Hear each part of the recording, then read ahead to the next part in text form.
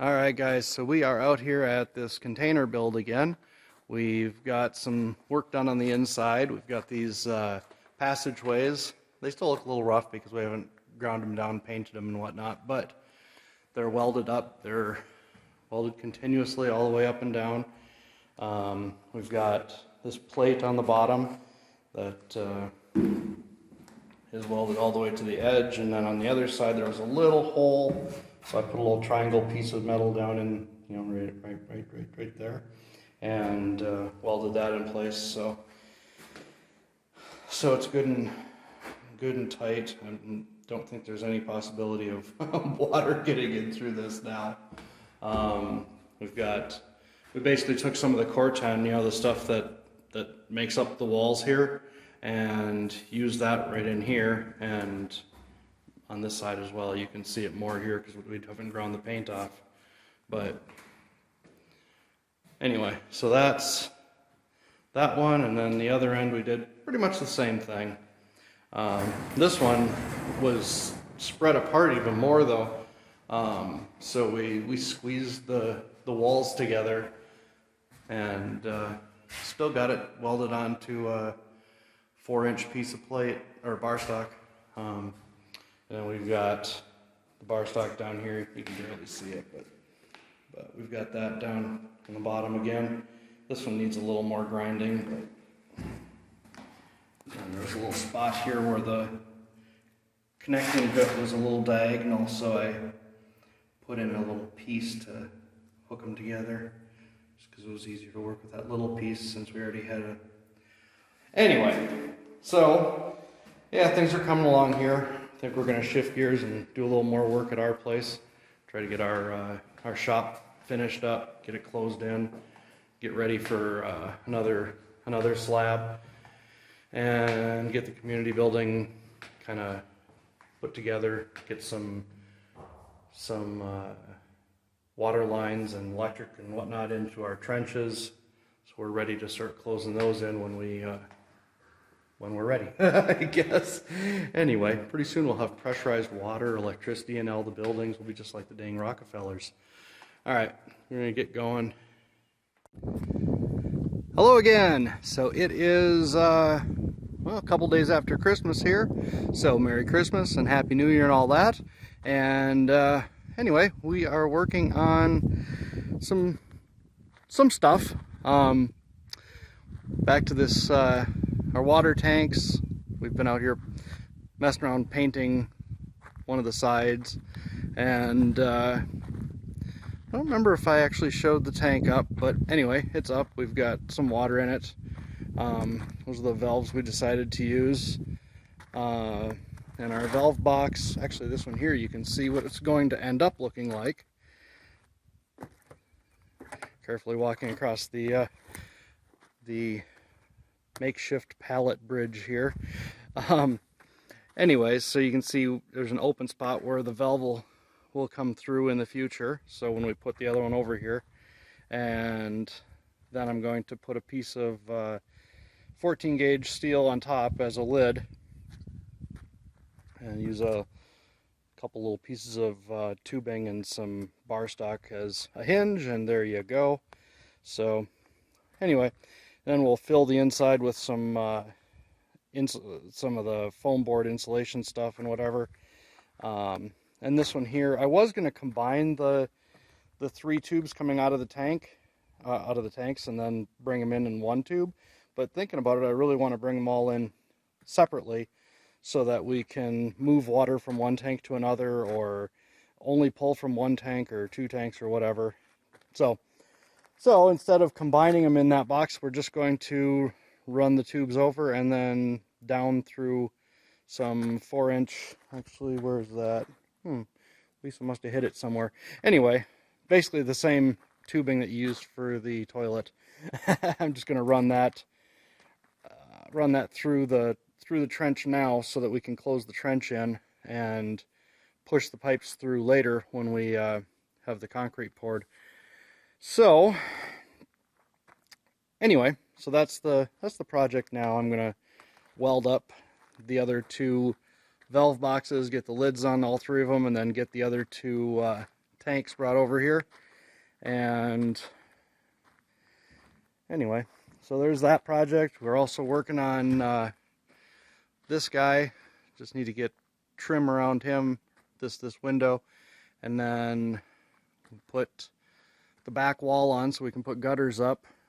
And then that's pretty much it as far as what we can do with the building until we get the other two slabs, or well, the other slab poured and the footer around the last bay. And we've got all these trenches that were, we have them dug.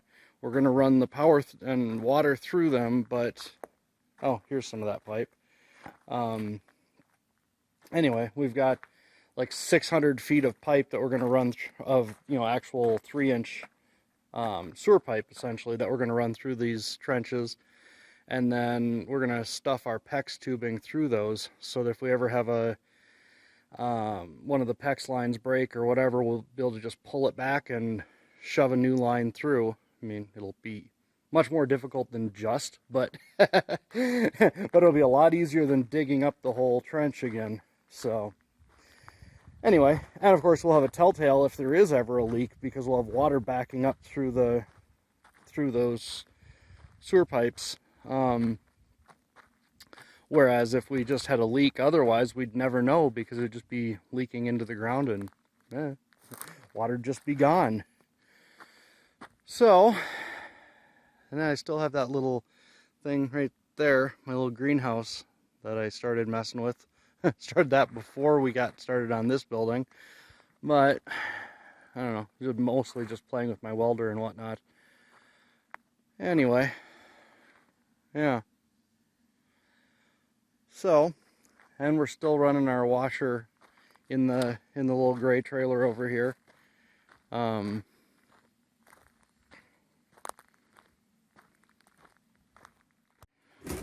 So, still doing it in here. We've got our washer and an electric dryer that all runs off the solar. But of course, when we wash our clothes, the water that the washer ejects goes into buckets and we have to carry them off somewhere. So that'll be nice to change, although I don't know if I really want to get rid of this. The view from our laundry room right now is pretty nice. But there are some downsides, First of all, it's a trailer full of junk. Oh yes, and our electric stove, still use that occasionally. Pulling that right off the solar. But one of the downsides is we have to, rig up our pump every time we're going to do laundry.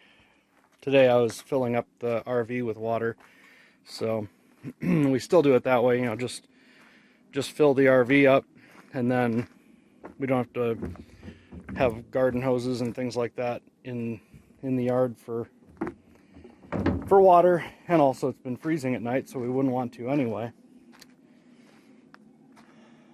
Yeah. So we cook, hang out, shower, brush our teeth, that sort of stuff in the RV, and then we're sleeping out in the casita. And we've got the little mini split out there. We run that, and it stays perfect, 72 degrees all night long. Uses almost no power. Once the temperature is up, even if it's 20 degrees overnight, it only uses a couple hundred watts to run the fan and occasionally turn the compressor on and off to run the heat pump in there. As opposed to in the RV, we would use one of those little ceramic heaters, or the whatever, a resistive heater regardless, and that thing would use 20 to 24 kilowatts every single night. And yeah, well, because you're basically pulling 1.5 kilowatts continuously for 14 hours, I suppose. We pretty much would turn it on when it started to cool off, and it would run all night long solid, and it would never warm up in there. So the casita is really nice from that perspective. It uses almost no power to keep it warm or cool, and and we can actually be comfortable in there. The only downside is we didn't put a bathroom inside of it, but I don't know, I guess we could just put a little bucket in the corner or something. But anyway, I don't mind walking outside to pee anyway, so there we are. Well guys, it's pretty freaking cold out today. I think it's about 35 degrees right now. It's 4 o'clock in the afternoon, and we are supposed to see like 5 inches of snow overnight. So sometime in the next 18 hours, we could get a bunch of snow. Of course, it's going to be like 50 degrees tomorrow, so it'll all be gone, but it'd be interesting to see 5-6 inches of snow down here. You know? There's some of the forecasters saying up to 10 inches. Anyway, I guess that's it. I'm going to go inside where it's warm and post this, and I'll see you guys tomorrow. We'll see how much snow we got.